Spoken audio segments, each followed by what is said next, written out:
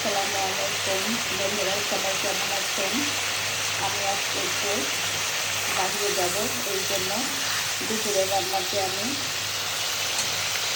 একটু তাড়াতাড়ি শেষ করতেছি আর কি। আর একটু পরেই নর্মালি রান্না করতাম, কিন্তু একটু বাহিরে যাওয়ার জন্য রান্নাটা আগেই দ্রুত বসে দিয়েছি।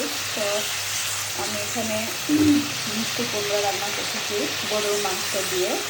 তো এই মিষ্টি কুমড়াটা আমি প্রথমে পেঁয়াজ, রসুন বাটা, জিরা বাটা, আদা বাটা, মরিচের গুঁড়া, লবণ, হলুদ, ধনিয়ার গুঁড়া দিয়ে আমি মিষ্টি কুমড়াটা ফার্স্ট একটু কষে নিয়েছি। নেওয়ার পরে হালকা পানি দিয়েছি।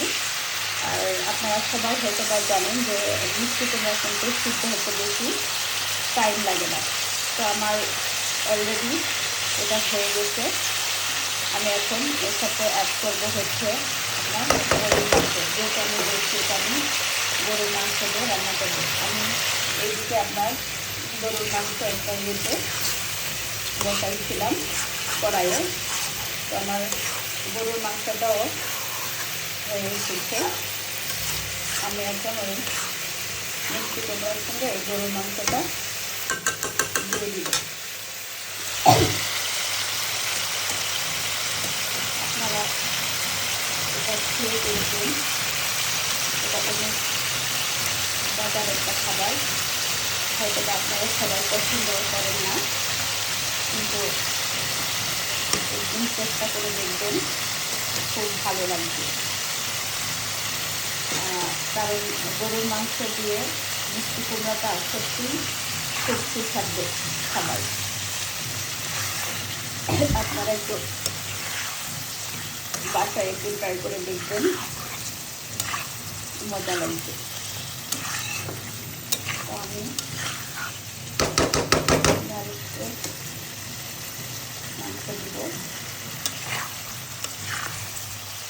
আমি মাংসটা লাস্টে অ্যাড করলাম কি কারণে, আমি তো অলরেডি হচ্ছে আপনার মাংসটা রান্না করে নিয়েছি এই মশলাতে।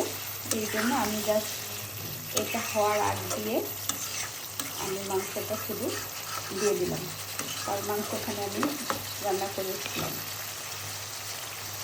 তো দেখেন, তো আর নামানোর আগ দিয়ে আমি যেহেতু একটু ঝালের পরিমাণটা কম দিয়েছি, এই জন্য 3টা লঙ্কা, কাঁচা লঙ্কা কেটে দিলাম।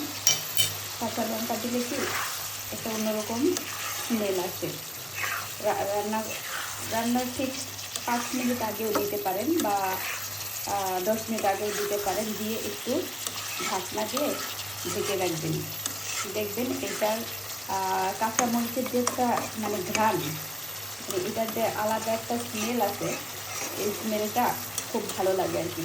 আপনারা তরকারিতে দিয়ে দেখবেন, ভালো লাগবে। তো আজকে দুপুরের জন্য আমার এইটুকুই রান্না। আর এইদিকে রান্না করেছি একটা ভাজি। এই ভাজি আর মিষ্টি কুমড়া মাংস দিয়ে রান্না। তো হ্যালো বন্ধুরা, আজকের মতো এখানেই। আল্লাহ হাফেজ। আবারও দেখা হবে। আল্লাহ হাফেজ।